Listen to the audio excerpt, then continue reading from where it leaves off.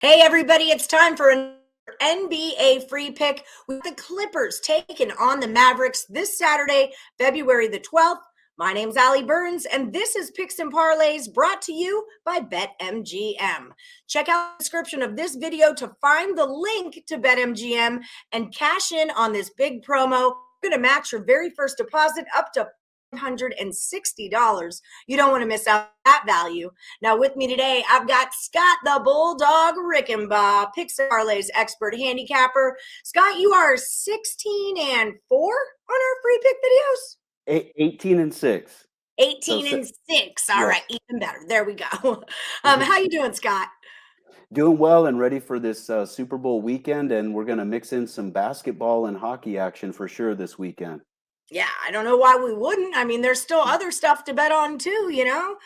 So we're talking Clippers at the Mavs. Mavs are -6 and the total's 214. What's your best look on this game?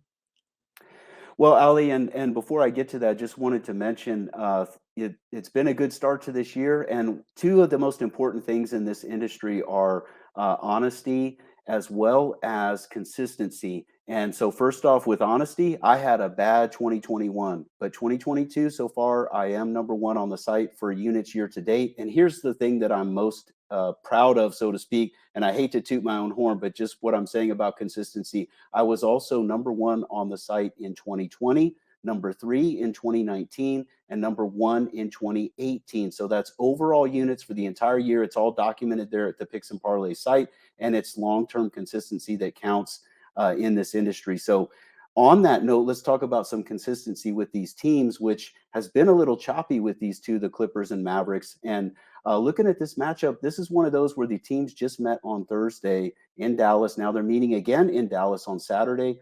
What I like about this one, the Clippers actually shot 39% from three-point land in the first game, but they were done in by the fact that the Mavericks had 16 more three-point field goal attempts. And so, of course, they ended up getting more points. The Mavericks won the rebounding battle, had more scoring chances. They took advantage of it. They got the win and cover. But in that game, the Clippers from inside the arc, so we're talking about 2-point buckets, actually did outscore Dallas. And that's something that I kind of like. They outscored Dallas by 10 points from inside the arc because that three-point shooting, it comes and goes. It's not a consistent thing from game to game. If you're winning those battles inside the arc, that's something that usually you can build off of. But here's the real key with this one. There's two keys for me in this matchup. Dallas has won and covered 4 straight games overall, but they're at the end of a long homestand. They have a big road trip on deck. I've seen this so many times. A lot of times a team like the Mavs that have successful homestand, they've got this final game and a big longer road trip on deck. They tend to come out flat in that last game before the road trip. So they could be a little flat here, and that's not going to work against these Clippers. Why? Because I know the Clippers have struggled. I know they don't have their big guns this year, but they've lost 3 straight games. Not once this entire season have the Clippers lost 4 straight games. So am I saying they're going to win this game outright?